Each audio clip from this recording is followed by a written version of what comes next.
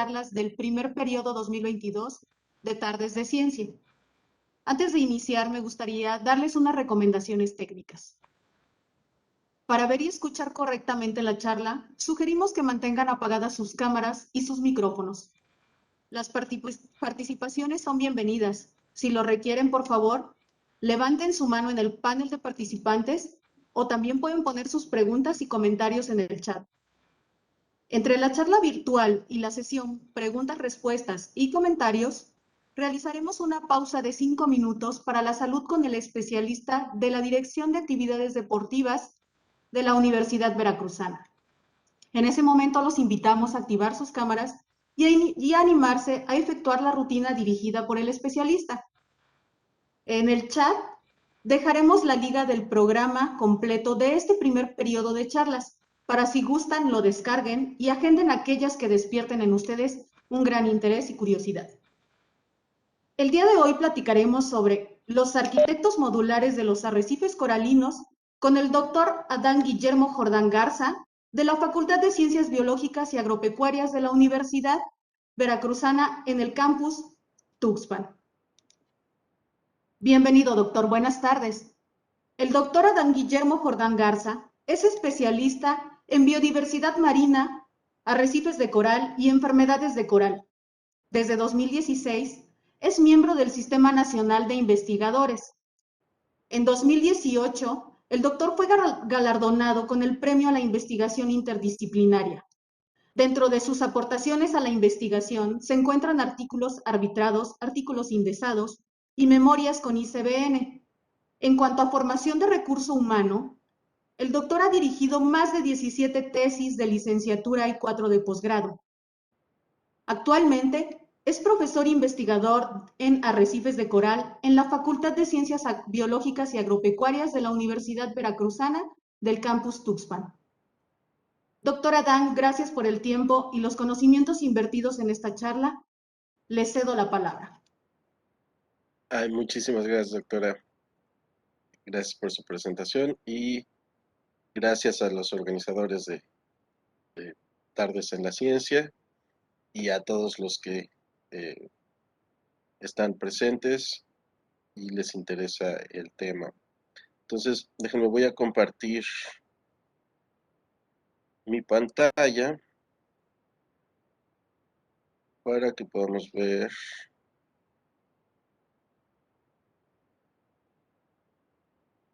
las diapositivas. Ahí ya las alcanzan a ver.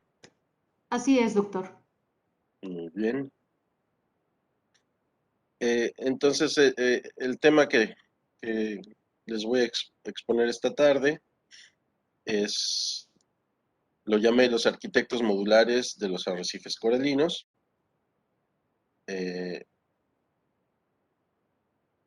Y bueno, yo soy el doctor Adán Guillermo Jordán Garza, estoy en el Laboratorio de Arrecifes Coralinos en la Facultad de Ciencias Biológicas y Agropecuarias de la Universidad Veracruzana en Tuxpan. Les dejo mi correo, que está ahí, a jordan@v.mx, para cualquier comunicación posterior que pudiéramos tener. Bueno, entonces, arquitectos y modulares. Seguramente ustedes se preguntarán de qué estoy hablando ahí. Y cuando uno piensa en arquitecto, pues un arquitecto es un constructor jefe, ¿no? Y modular, pues uno piensa a lo mejor en una sala modular, que es una sala que se forma por piezas que se repiten y que uno puede acomodar como le guste para tener la sala en la forma que uno quiera, ¿no? Los módulos son estas piezas que se repiten. ¿Y qué tiene que ver eso con los arrecifes? Pues que si vemos a los corales constructores o nuestros constructores en jefe, que son los corales escleractíneos, son estos organismos, este que tenemos aquí, que se ve así en verdecito, esa es una colonia de coral. ¿Qué es una colonia de coral? Es un animal que está formado por módulos. Los módulos son estas bolitas que vemos aquí, que se repiten en múltiples ocasiones y que en los corales se denominan pólipos, ¿no? Básicamente cada pólipo es una bolsita que tiene una boca que le sirve también para excretar y está rodeada por tentáculos. En estos corales que se llaman también hexacorales, estos tentáculos vienen en términos de 6 o múltiples de 6, ¿no?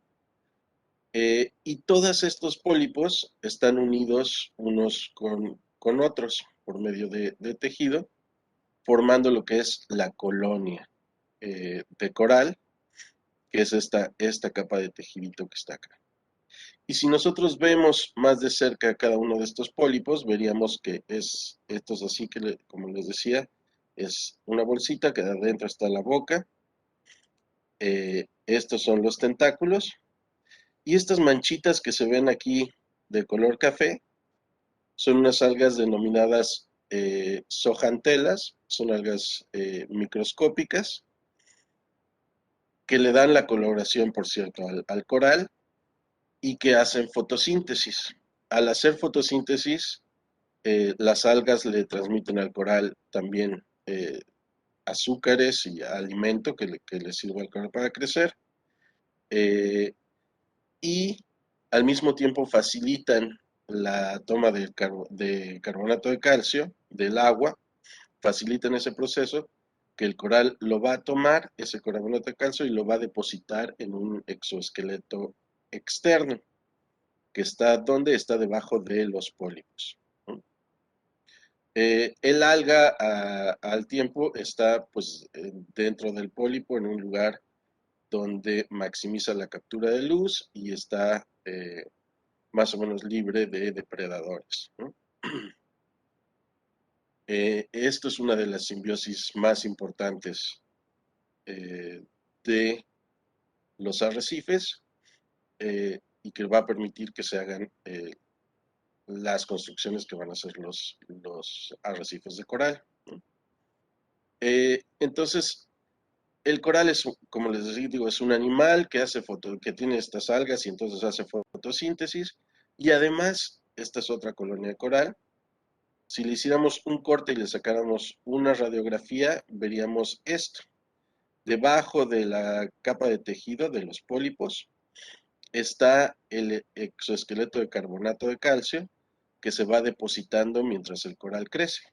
Entonces, imagínense, la colonia de coral empezó como una colonia chiquita por aquí, que era la capa de tejido que estaba acá y secretaba bajo ella el carbonato de calcio. Y al ir creciendo, las líneas estas se van formando mientras va creciendo la colonia de coral. Muy parecido a lo que sucede en las líneas de los troncos de los árboles, que ustedes probablemente han visto un corte de un tronco de árbol, cómo se forman esas líneas. Y cada una de estas líneas se deposita con una periodicidad anual, ¿no? Entonces el coral va creciendo, va depositando el carbonato de calcio eh, y puede alcanzar tallas bastante grandes, ¿no? Eh, Al mismo tiempo, al ser un organismo modular, puede sufrir mortalidad de parte de la colonia. Esta parte de aquí está muerta, ¿no?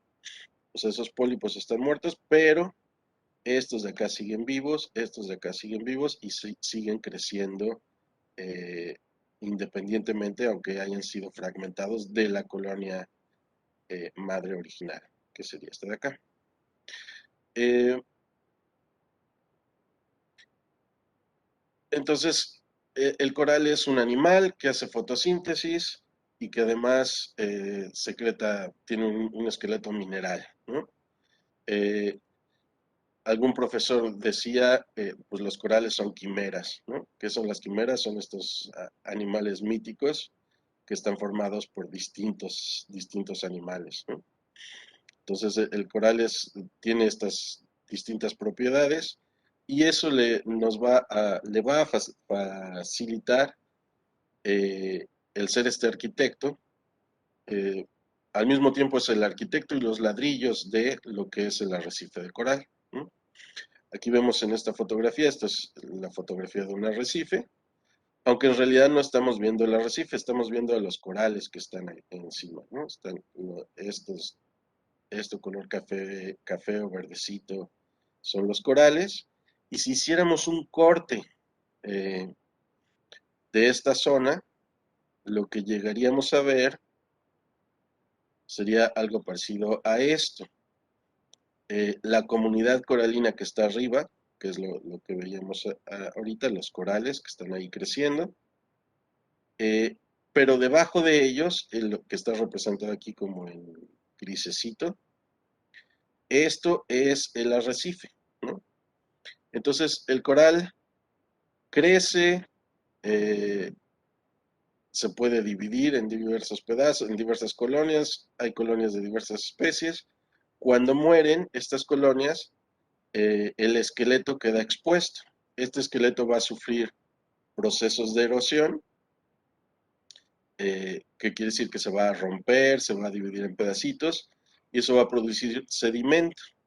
Entonces, cuando uno piensa en las blancas playas de la Ribera Maya de Cancún, si uno se fija, pues esta arena está compuesta por pedacitos de esqueleto de corales y de otros organismos calcáreos, incluyendo algas, algas calcáreas, algas coralinas, ¿no?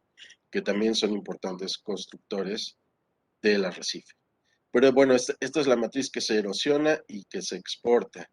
Y por otro lado, también estos esqueletos van a sufrir ciertos procesos geológicos de litificación que van a hacer que formen una matriz, es decir, una roca ya más sólida que va a ser el arrecife, ¿no? Esto es un proceso de acreción y entonces si la comunidad coralina es saludable, los procesos de erosión van a ser menos eh, importantes que los de acreción y el arrecife se va a ir construyendo, va a ir creciendo, ¿no? Eh,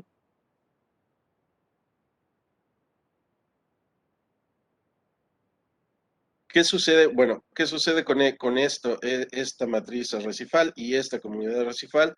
Pues que dan una heterogeneidad tridimensional al fondo que normalmente sería muy plano.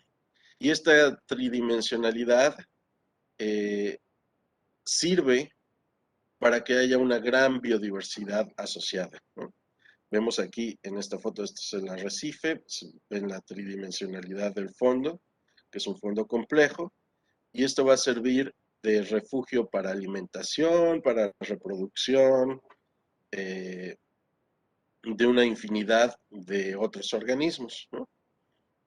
Desde tortugas, peces, cangrejos, eh, y una comunidad bacteriana también muy importante que está aquí funcionando en este ecosistema, ¿no? Entonces, esta gran biodiversidad es parte de la gran belleza de estos ecosistemas y no solamente de la gran belleza, sino de los bienes y servicios que se derivan de esa gran biodiversidad que está ahí y de la estructura arrecifal. Por ejemplo, si vemos esto de aquí es un huracán, vean el tamaño, esta es la península de Yucatán. Eh, estos huracanes tienen el potencial de causar muchísimo daño, sobre todo en la zona costera, pero los arrecifes pueden servir como una barrera que minimizan el efecto dañino causado por el gran oleaje que causan estos huracanes, ¿no? Eh, por otro lado, los corales y también muchos de los organismos que viven ahí secretan sustancias que tienen propiedades antibacterianas eh, y hay una gran línea de investigación que está buscando nuevas medicinas a partir de las sustancias que generan estos organismos, ¿no? Otro de los bienes y servicios es, por supuesto, eh, la gran cantidad y diversidad de peces, ¿no? que nos sirven para alimentarnos y que mantienen a muchas poblaciones eh, costeras, no solamente de escamas, sino también pulpos, cangrejos, langostas, incluso pepinos de mar y muchos organismos que son pescados y aprovechados por pues poblaciones locales e incluso poblaciones más adentro, ¿no? Eh, Nos permite hacer investigación y, y, y de gran importancia en cuanto a ecología, evolución e incluso cambio climático. En estos núcleos que sacamos aquí, se acuerdan, estos son núcleos de coral. Cuando les mostré la radiografía, vimos que van creciendo, depositando capas. Y entonces, al igual que en los anillos de los árboles, que se puede reconstruir el pasado a partir de esos anillos, aquí podemos ver en estas series de tiempo las condiciones climáticas del pasado, de cuando el coral era chiquito y después cuando fue creciendo.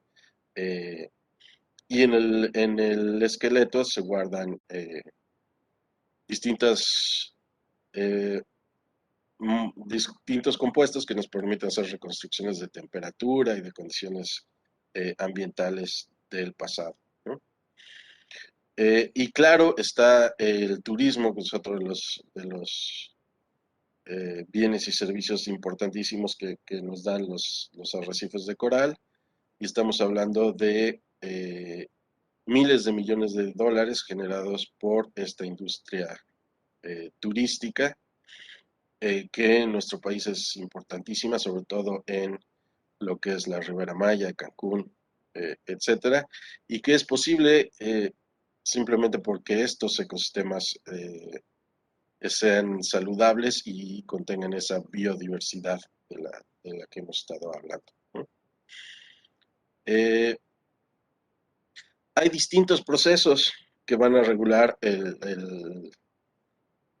la dinámica de las poblaciones y de las comunidades de los ecosistemas, ¿no? Hay procesos naturales como competencia, depredación, simbiosis, enfermedades, migración, especiación, ¿no? Evolución. Y hay procesos físico-químicos como el oleaje, la luz, eh, la química del agua, la frecuencia e intensidad de disturbios como los huracanes, etcétera. Y hay también procesos de origen humano o antrópicos que van a estar afectando la dinámica de estos ecosistemas, como, bueno, podemos hablar de cambio climático, el calentamiento a nivel global, la acidificación, la contaminación, la sobreexplotación de recursos, ya sea porque hay mucho turismo o porque hay sobrepesca, etcétera, ¿no? Entonces, estos, estos procesos actúan de manera global y también de manera local y además interactúan entre ellos, ¿no? Los procesos antrópicos pueden tener efectos sobre los procesos naturales y demás. Y en los últimos 40 años hemos visto que los arrecifes están amenazados, ¿no? Están estas amenazas antrópicas, directas e indirectas, los cambios naturales, y el arrecife normalmente hay procesos que lo autorregulan y que eh, se puede conocer como resiliencia, que hacen que el arrecife sea un arrecife de coral y se mantenga como arrecife de coral en el tiempo, ¿no? Mientras se mantenga como arrecife de coral, va a mantener estos bienes y servicios de los que hemos hablado, pero si cambia de estado, si deja de ser un arrecife de coral, puede perder estos bienes y servicios, ¿no? Y entonces el que cambie de ese estado pues va a depender de la intensidad y frecuencia, pues sobre todo de estas amenazas antrópicas, tanto directas como indirectas, aunque también los cambios naturales pueden tener un efecto. Por ejemplo, un arrecife que ha sido sobrepescado y en el cual que ha recibido mucha contaminación, entonces hay muchos nutrientes en el agua, tiene la capacidad de mantenerse todavía en estado de arrecife, eh, pero de repente llega un huracán y ya el huracán eh, termina de hacer el cambio y el arrecife pasa de ser de un arrecife de coral a un arrecife donde solamente crecen algas, por ejemplo, ¿no? Y eso va a llevarnos a esto, a perder bienes y servicios ambientales, ¿no?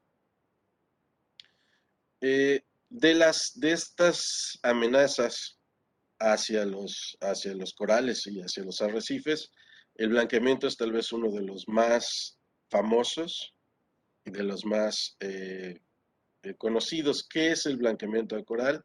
Como platicábamos, dentro de los módulos o los pólipos de los corales están estas pequeñas algas, pero bajo ciertas circunstancias, sobre todo causadas por estrés térmico, es decir, calentamiento del agua, la simbiosis se rompe.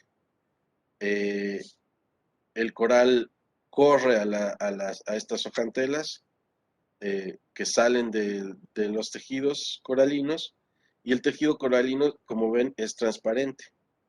Entonces, lo que vemos, el coral se blanquea porque estamos viendo, todavía está el tejido de coral aquí, pero ya no tiene las algas. Aquí, por aquí hay cierta cantidad de algas, por aquí ya prácticamente las perdió. Y entonces lo que vemos es el esqueleto blanco que está abajo, que es de carbonato de calcio, ¿no? Al perder sus algas el coral, pierde su color y queda nada más una capa transparente y lo que vemos es el esqueleto que está ahí abajo. Eh, y el coral, bueno, el coral es un animal que come, ¿no? Estos tentáculos le sirven para agarrar partículas de materia orgánica del agua, bacterias, incluso algunos microorganismos de zooplancton, eh, eh, peces muy pequeñitos, los puede atrapar, los come, y entonces el coral puede sobrevivir sin el alga durante un cierto tiempo. Si las condiciones, el estrés térmico baja, eh, el coral se va a recuperar. Si no, pues el coral eh, lo más probable es que muera, ¿no? Eso se los voy a mostrar en un momento. Eh, este blanqueamiento por estrés térmico, pues se ha vuelto más frecuente a medida que el calentamiento global avanza. Y ha habido algunos eventos muy fuertes de anomalías de temperatura. Uno de ellos fue en 2005, otra muy fuerte fue en 2018. Eh, pero aquí en este mapa, nada más del Caribe, se muestran las anomalías de temperatura, que son aquí en más rojo, quiere decir que había mayores anomalías, quiere decir mayor temperatura. Eh, y esto es para mostrarles que, bueno, el mar, uno pensaría, pues el mar es todo lo mismo. No, el mar está estructurado y hay diferencias en distintas partes, ¿no? Tiene una estructura que depende de las corrientes, de la topografía, etcétera, ¿no? Pero entonces va a haber zonas en donde los arrecifes van a ser más afectados por estas anomalías y por lo tanto los corales van a sufrir blanqueamiento y una posible mortalidad, ¿no? Como les decía, el coral cuando está blanqueado puede terminar muriendo. Estas grafiquitas lo muestran, un trabajo de 2017. Los autores muestran aquí estos picos, aquí que se eleva aquí, es que hubo mayor blanqueamiento, disminuyó el blanqueamiento y aquí hubo otro pico de blanqueamiento y ellos vieron que asociados a estos blanqueamientos había una mortalidad de corales también asociada, ¿no? O sea, no muchos corales mueren cuando hay estos eventos masivos de blanqueamiento. Otros se logran recuperar, ¿no? Recuperan sus algas del medio y vuelven a tener su color.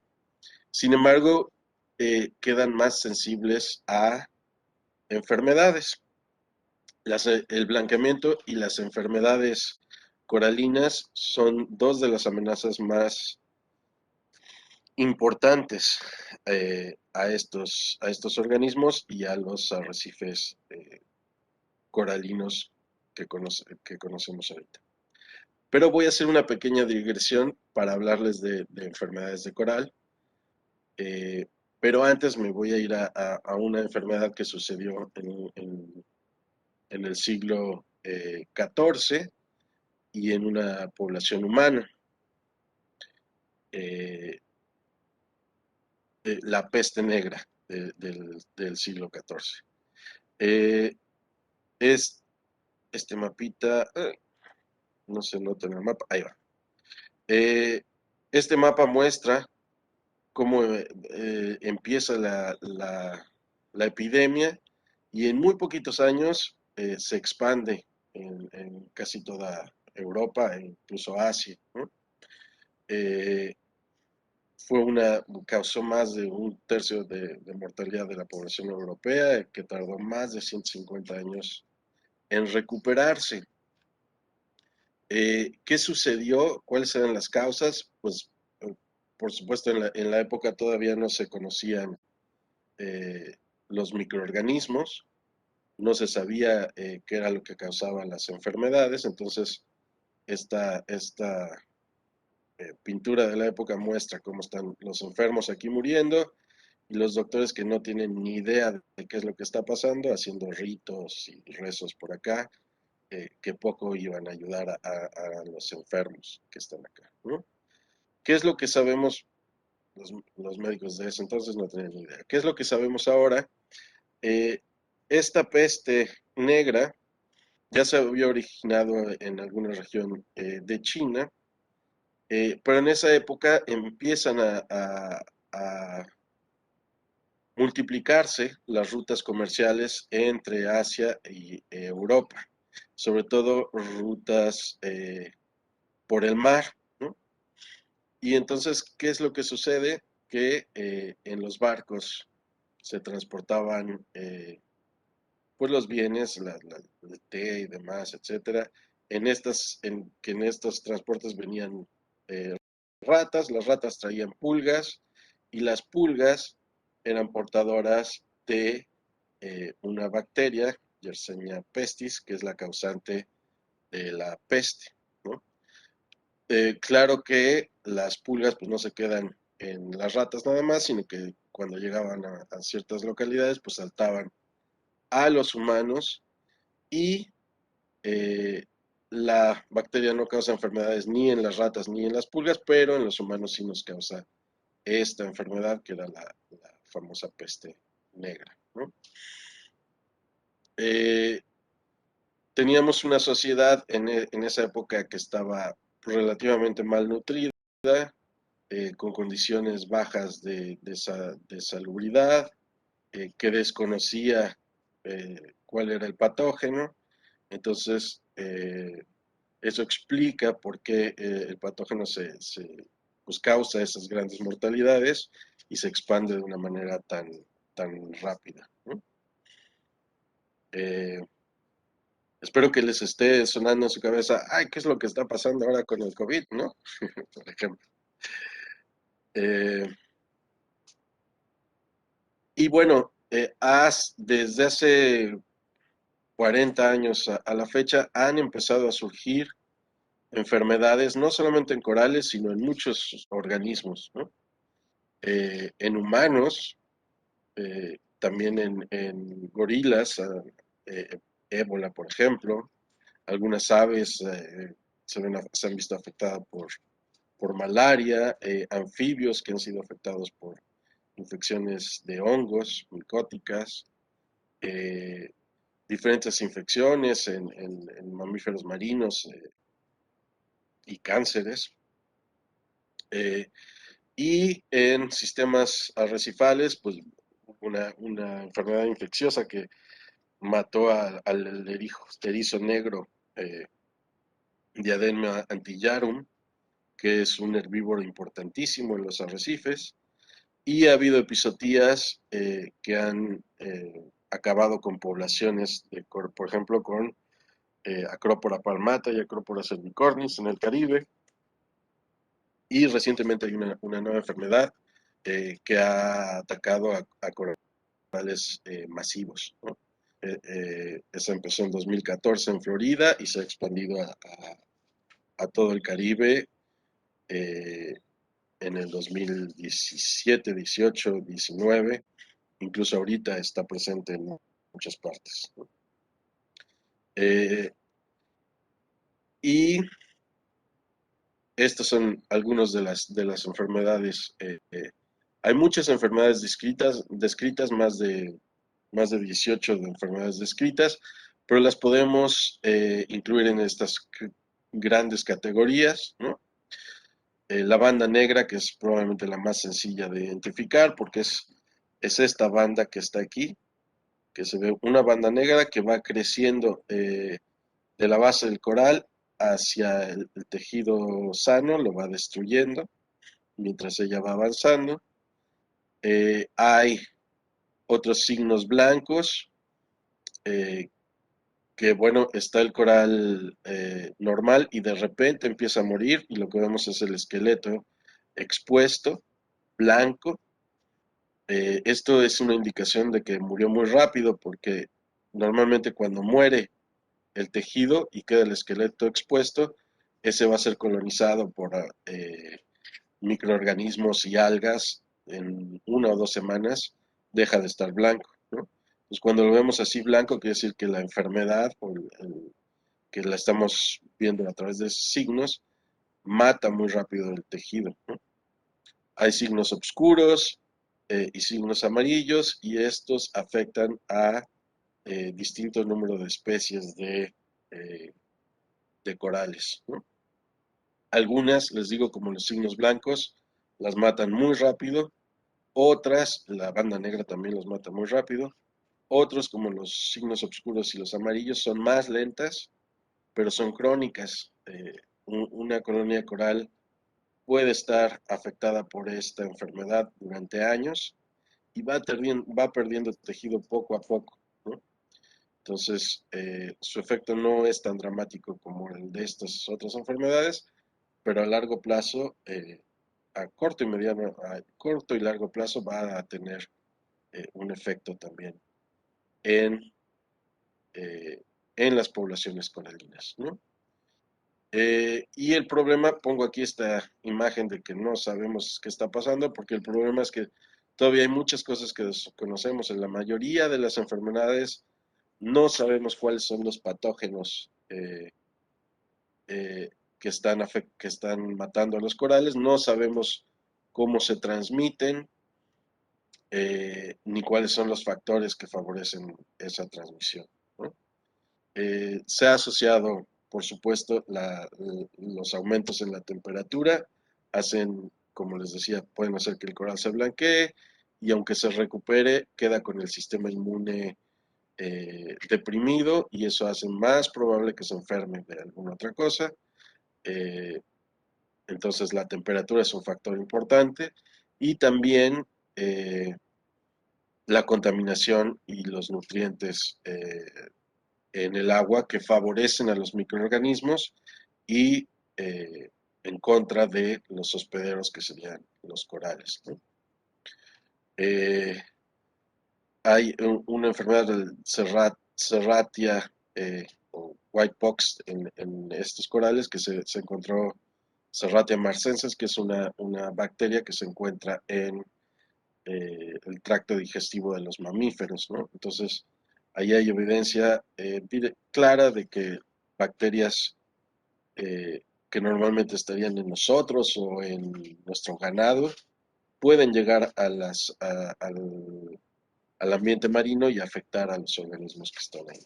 ¿no? ¿Cuáles son las consecuencias?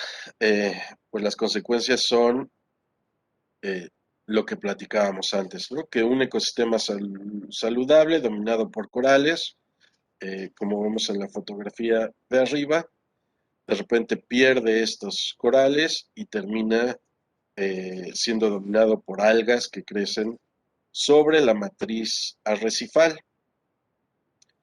Pero acuérdense que la matriz arrecifal, como veíamos antes, está sujeta a procesos de erosión, ¿no? Mientras el coral está vivo, el coral protege lo que hay abajo y evita que la erosión sea muy fuerte, pero cuando el coral se va, las algas no protegen esa matriz arrecifal, al contrario, pueden incluso favorecer a que esta matriz arrecifal sufra erosión. Y entonces la tridimensionalidad del arrecife se pierde también, ¿no? Y acuérdense que esta tridimensionalidad del ecosistema es en gran parte lo que permite que haya una gran biodiversidad, ¿no? Entonces, al perder los corales, vamos a perder esta tridimensionalidad, vamos a perder la biodiversidad asociada y los bienes y servicios asociados a estos ecosistemas marinos, ¿no? Eh, ¿Qué podemos hacer? ¿Qué se puede hacer? ¿Podemos hacer investigación? Pues sí, claro que podemos hacer investigación. Eh, Todavía hay muchas cosas que no conocemos de estos ecosistemas, desde cosas básicas en cuáles son, qué especies habitan ahí, ¿no? Eh, Hasta cosas más complejas implican las interacciones entre las especies, cómo se regula el ecosistema, eh, cómo evoluciona el ecosistema. Hay muchas cosas que todavía no conocemos, por lo que la investigación sigue siendo esencial, ¿no? La educación, pues claro, la educación desde los niños hasta los adultos es súper importante para crear conciencia, ¿no? Dicen por ahí que no puedes amar a lo que no conoces, y eso es muy cierto, ¿no? Entonces, eh, sí necesitamos transmitir la importancia de estos ecosistemas para que